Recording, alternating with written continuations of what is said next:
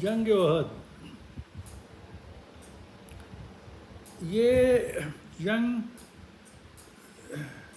23 مارچ سن 625 میں لڑی گئی تھی۔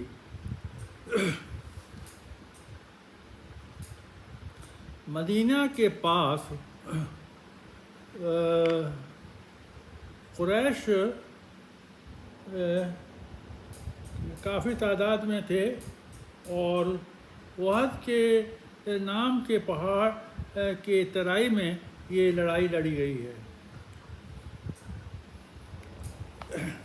اس جنگ میں رسول اللہ موجود تھے، اور انہوں نے مسلمانوں کو ہتھیاروں کے ساتھ احد کی پہاڑیوں پر تعینات کیا تھا۔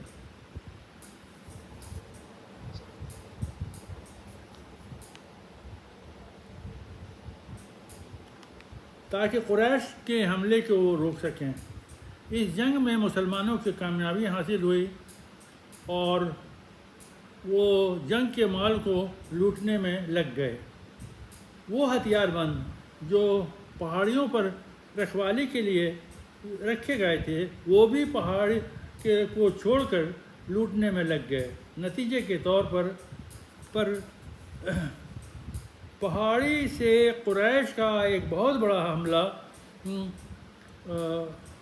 ہوا، اور جس میں رسول اللہ کے بارے میں یہ مشہور ہو گیا کہ رسول اللہ شہید ہو گئے، جس سے مسلمان نے بھاگنا شروع کر دیا۔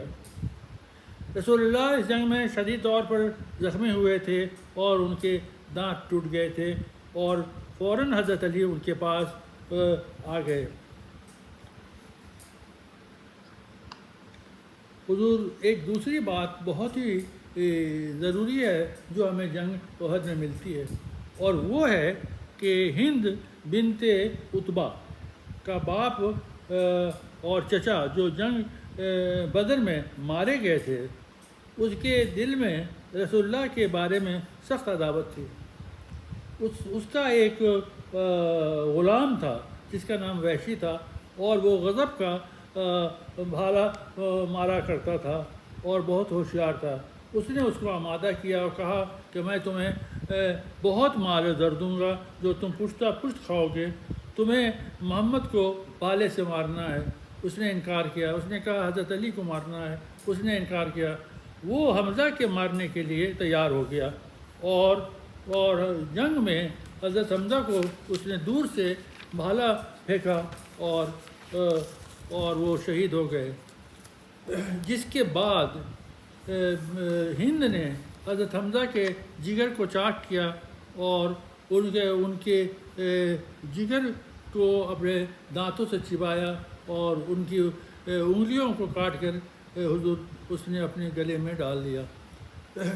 یہ ایک ایسا خوفناک واقعہ ہے جو مسلمانوں حمزہ کے ساتھ جو رسول اللہ کے چچا تھے اور جو پیش آیا۔